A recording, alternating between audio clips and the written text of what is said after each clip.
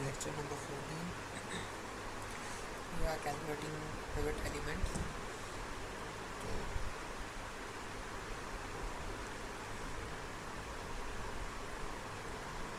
this is a function.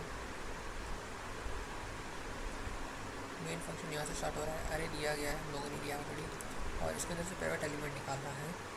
तो अरे put करेंगे और उसके साथ कितने एलिमेंट्स है अरे के अंदर वो पुट करेंगे.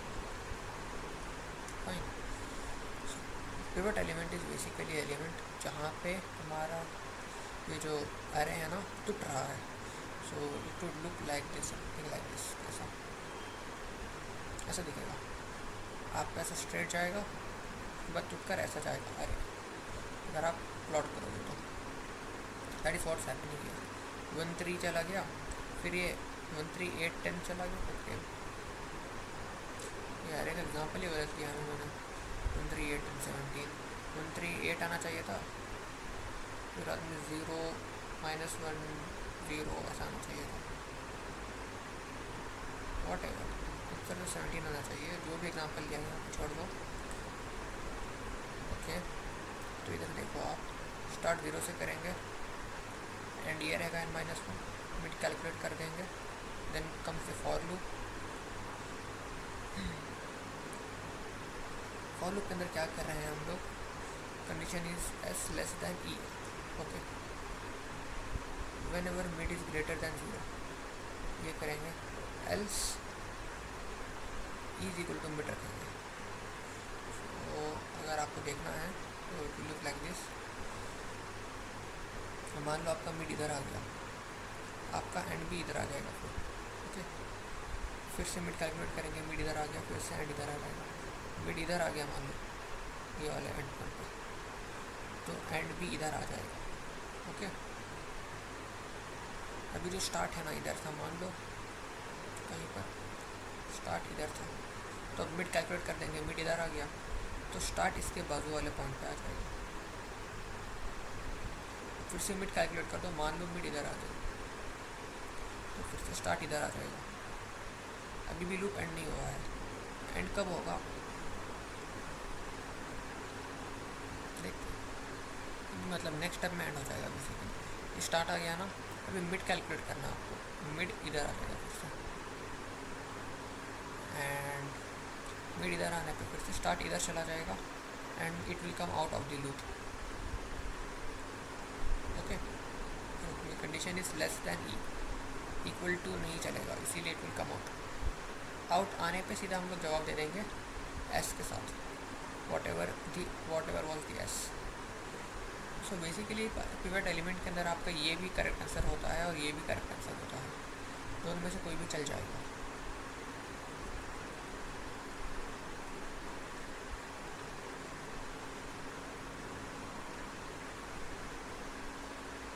Simple as that. अगर आपको, हाँ बस इतना ही और कुछ नहीं. नेक्स्ट इज रोटेटेड अरे. इसके अंदर कुछ नहीं किया गया है, वही अरे दिया गया. अरे एग्जाम्पल है कि यहाँ पर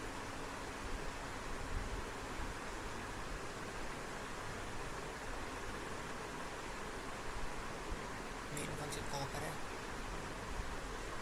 ठीक है, पिवट एलिमेंट लेने का हम लोगों ने कोड पहले ही देख चुका है, वही लिखा हुआ है यहाँ पर. बाइनरी सर्च का भी हमको पता है, बाइनरी सर्च लगा रहे हैं, वही कोड लिखा है बाइनरी सर्च का. स्टार्ट और एंड, फिर स्टार्ट और एंड के बीच में यहाँ पर बाइनरी सर्च लगा रहे हैं हमारा. ओके, और ये हमारा असल चीज़ है, मेन हमारा function. What they want is, ये रोटेटेड अरे के अंदर, इसके अंदर आपको एलिमेंट फाइंड करना है.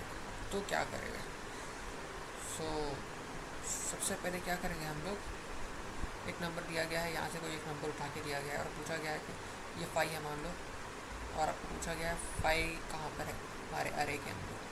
सो to apply binary search here what we are doing is first finding the pivot element इधर दिस और दिस. उसके बाद चेक करेंगे ये जो 5 है ना वो इसके अंदर लाई कर रहा है या इसके अंदर लाई कर रहा है. ओके, इसके अंदर लाइक कर रहा है तो इसके अंदर बाइनरी सर्च लगा देंगे, ख़त्म। इतना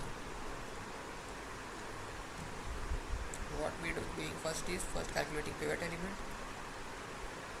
After that what we are doing is, after getting the pivot element, we are checking whether the element is in the first part or the second part. Okay, if it is on the first part या it is on the second part, तो binary search second part पे लगा रहे हैं हम लोग। Okay, के से लेके n-1 तक लगा रहे हैं, और एल्स 0 से लेके के तक लगाएंगे बाइनरी सर्च। पिवट क्या है भाई? पिवट के व्हाट इज के को छोड़ो, सॉरी। पिवट से लेके n-1 तक लगा रहे हैं, और एल्स 0 से लेके पिवट तक लगा रहे हैं। Done, that is it. नहीं, बाइनरी सर्च का प्रोग्राम तो आपको पता ही है। इसके बाद नेक्स्ट वाला प्रॉब्लम बनेगा हमारा स्क्वायर रूट का। स्क्वायर रूट कैसे कैलकुलेट करेंगे?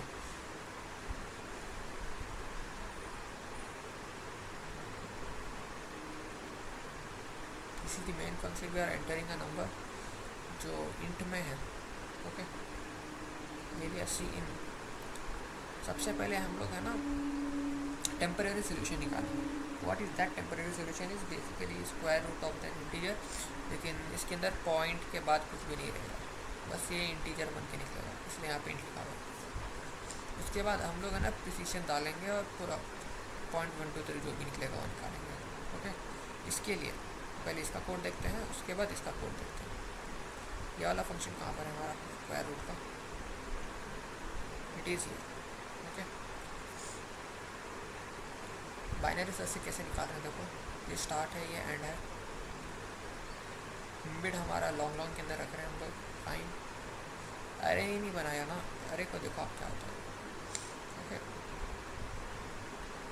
स्टार्ट तो हम लोग -1 से कर रहे हैं answer. While S is less than equal to E, और हमारा square is mid into mid.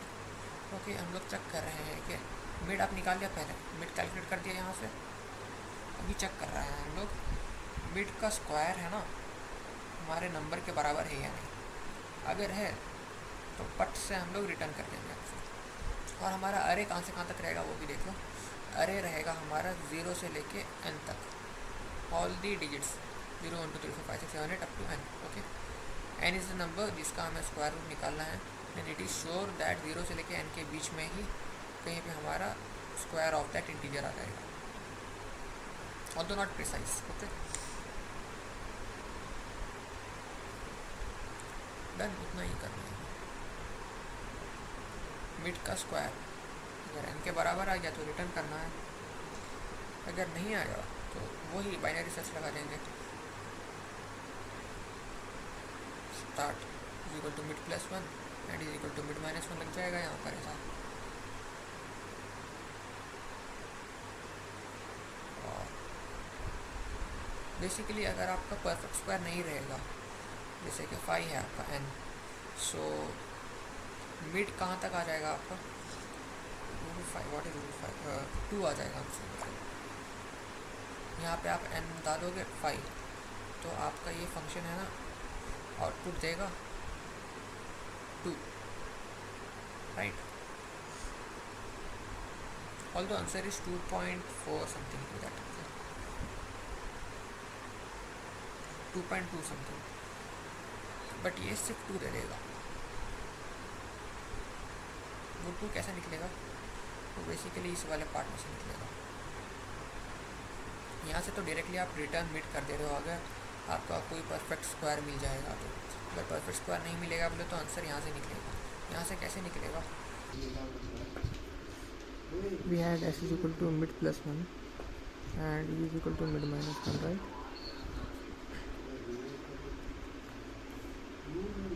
For what ये इफ़ और ये एल्स के अंदर जाता था। एक और कंडीशन था इफ़ का, जिसके अंदर मिड की वैल्यू आ रही थी बराबर किसके नंबर के, सॉरी मिड स्क्वायर की वैल्यू, मिड स्क्वायर की value exactly equal to the number आ रही थी। देखो अभी आगे, whenever the value of mid square is greater than, and we are doing this. Now mid square is lesser than, and we are doing this. Whenever it is greater than, and we are doing this. Okay.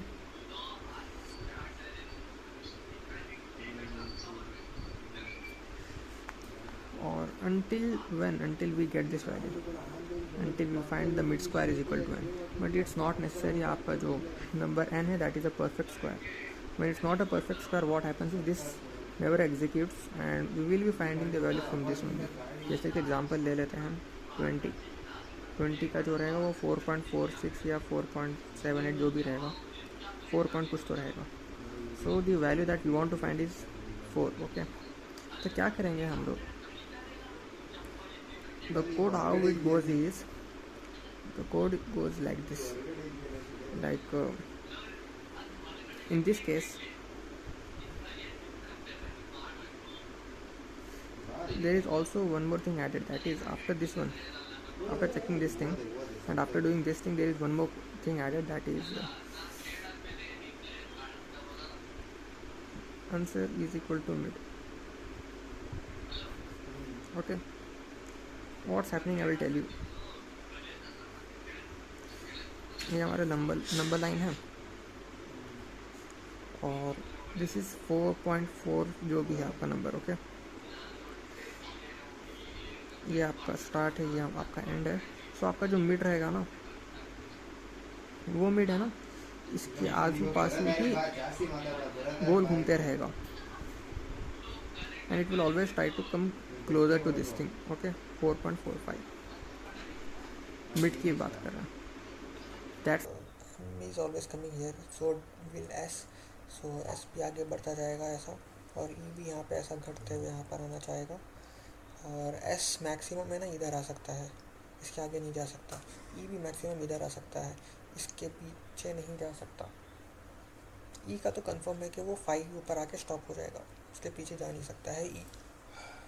लेकिन s का है ना, मतलब यहाँ पर आके stop होना चाहिए था, लेकिन हो सकता है वो 4 के बाद में 5 पे भी चला जाए, क्योंकि है ना क्या लिखे थे, s is equal to mid plus 1 लिखे थे. Okay, so it could happen that mid comes here and plus 1 की वजह से इधर गलती से चला जाए, लेकिन मैक्सिमम इधर आ सकता है, नहीं तो इधर आ सकता है, s से आगे नहीं जा सकता. सो हमको बस इतना ही चाहिए था, क्योंकि हम s के अंदर जो भी जा रहे हैं ना, कभी s के अंदर जब जा रहे हैं ना, हम लोग आंसर के अंदर वैल्यू को स्टोर कर दे रहे हैं.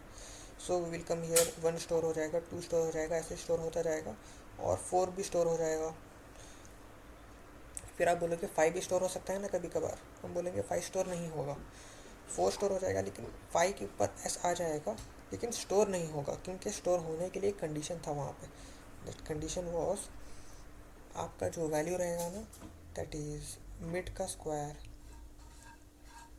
स्क्वायर इज़ लेस दैन जो भी है, वो कंडीशन की वजह से वो सेटिस्फाई नहीं करेगा, जिसकी वजह से वहाँ पर नहीं चला जाएगा, और एक ही इटरेशन के बाद लूप के बाहर आ जाएगा बेसिकली. आप देख लो कोड को. सो ये प्रिसिशन वाला फंक्शन देखते हैं हम लोग यहाँ पर. How are we calculating precision? After calculating the number, for example √5 का 2 आ जाएगा, 2.2 समथिंग जो भी आ जाएगा ना, वो यहाँ से कैलकुलेट होगा हमारा. इसके अंदर इनपुट हम लोग ले रहे हैं temporary solution which is 2, and also how many precisions we are taking, like 3, मतलब कितने नंबर्स तक चाहिए आपको प्रिसिशन, और इंट नंबर जो भी आपका है ना 5, इसका रूट निकाल रहे हो आप. And what we are doing next is like double, we are factor is equal to 1. What is factor आपको बताऊंगा बाद में. डबल आंसर टेम्परेरी सोल्यूशन होते हैं, आंसर निकालना है हमको फाइनली. आपका फॉर लूप चलेगा 2 बार. पहले वाले में आप क्या कर रहे हो देख लीजिए, यहाँ पर फैक्टर 1 था ना, 1/10 0.1 आ गया. अगले वाले इटरेशन में ये 0.01 आ जाएगा, अगले वाले इटरेशन में 0.001 आ जाएगा. ओके, फैक्टर की वैल्यू. तो पहले वाले इटरेशन में 0.1 आपका लगेगा. दूसरा वाला फॉर लूप,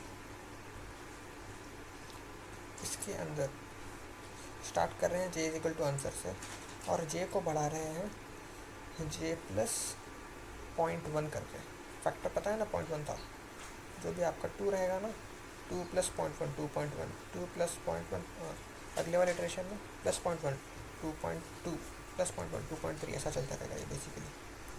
उसके बाद फाइनली आपका आंसर स्टोर हो जाएगा, जे की वैल्यू आंसर में चले जाएगी।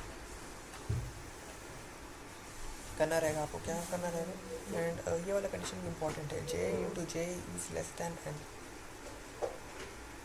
ये लेस देन इक्वल टू नहीं है, यहाँ पे लेस देन यूज़ करें हम लोग, because one thing is for sure, अगर आपका नंबर इरेशनल है तो फिर उसके डेसिमल चलते रहेंगे, सो मतलब एंड ही नहीं हो जाएंगे। So J into J star equal to N ले लो या लेस देन एन ले लो, less than equal to N ले लो या लेस देन एन ले लो, फ़र्क नहीं पड़ेगा आपको। You are never going to reach the exact number, will always be lesser than the number. Okay, that's why. और दूसरा फ़ायदा ये है कि ये जे है ना डबल है, तो डबल का कभी भी मल्टीप्लिकेशन ले लो, दिक्कत आ सकती है आपको, क्या पता नहीं मुझे, लाइक डबल के साथ दिक्कत मुझे पता है, ऐसा कुछ तो भी रहता है, डबल का स्क्वायर करो या डबल का कुछ दिक्कत रहता है। दूसरी बात ये थी, ओके, क्या वहाँ से आपको आंसर मिल जाएगा प्रिसिशन का भी, दैट इज़ इट। पहले आप निकालोगे टेम्परेरी सोल्यूशन, उसके बाद निकालोगे प्रिसिशन के साथ में वाला सोल्यूशन, दैट इज़ इट।